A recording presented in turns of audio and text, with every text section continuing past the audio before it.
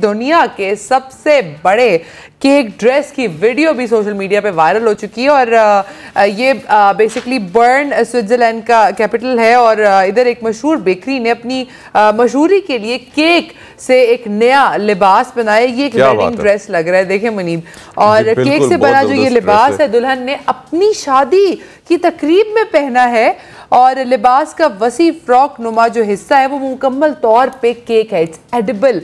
और वो याद नहीं उस दिन हम कहते हैं एवरीथिंग इज केक वाली चीज, कि अजीब अजीब चीजें बनाते हैं वो केक होते हैं।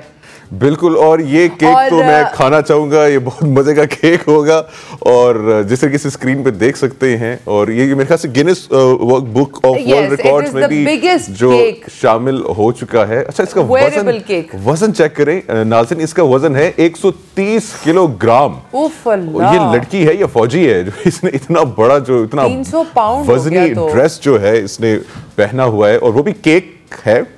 एग्जैक्टली और तो आई वंडर के इन्होंने अब ये केक सर्व कैसे किया होगा, टेबल पे जाके कहा होगा कि ये केक खा ले। सर्व तो क्या, ये बैठी कैसे, तो मेरे ख्याल से पूरी तकरीब में बैठी भी नहीं होंगी, है ना।